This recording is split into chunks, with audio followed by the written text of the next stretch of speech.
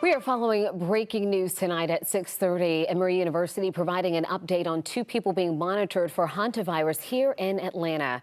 They got off of that cruise ship at the center of this deadly outbreak and arrived at Hartsfield-Jackson International Airport this morning. 11 Live's Cody Alcorn was at that news conference just wrapping up before 6 p.m. Cody, what did we learn here tonight? Well, Jennifer, Emory confirmed one of those individuals brought here is being treated for the hantavirus. The other one is undergoing evaluation, being monitored for close contact. Now, one thing they really made it clear is that the hantavirus is known. This is not something that's unknown to officials and, of course, the medical community. Now, Emory found out over the weekend, as most of us did, about this outbreak. Now, no details have been released, Jennifer, on this couple. All we do know is they were on that ship and they were flown back from the Canary Islands this morning. Now, they said that, again, they know about this virus. They've seen how it's been treated across the world in the past, and that is how they know how to treat this virus here at Emory. Now, the doctor said teams are put into place. They were ready to prepare and to treat these patients if they got the call, and that call came this morning. As I mentioned, they were flown from the Canary Islands. I did ask Dr. David Fritter, he's with the CDC, who was also at this news conference, about the spread of the hantavirus.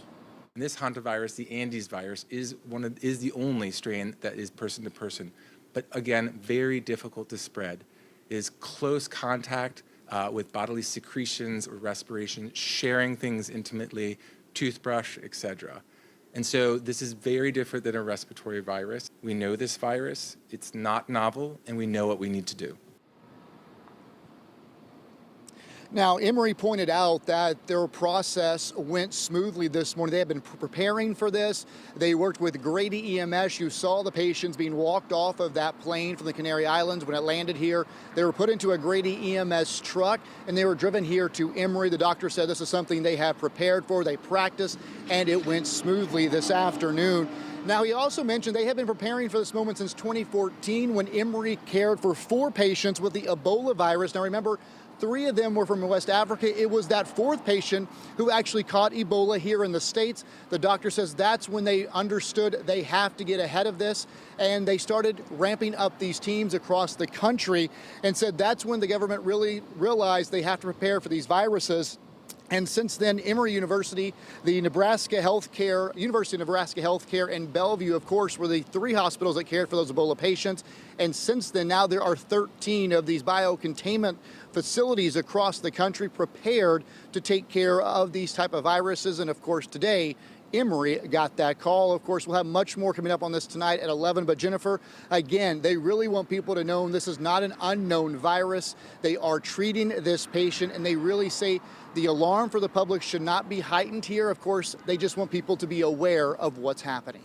And Cody, these officials also talking about communicating this information and communicating with each other because of that point you just made. They don't want people to overreact rather to what's going on here.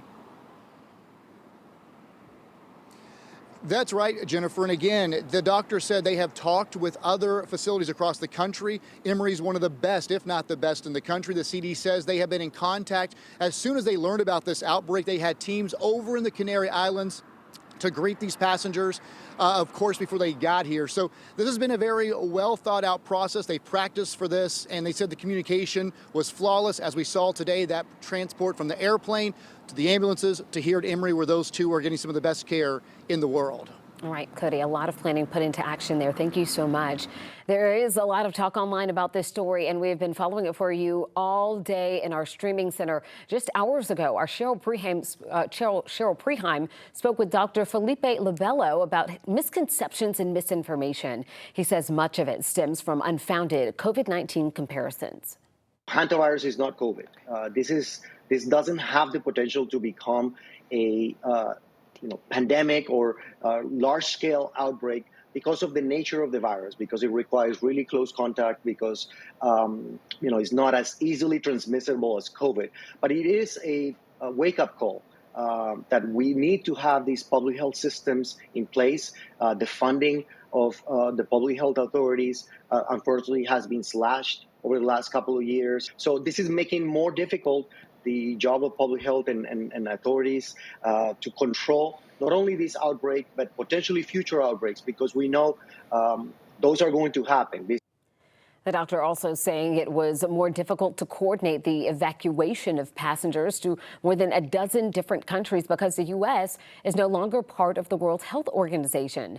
But the Trump administration has denied that leaving the WHO had any impact on its hantavirus response.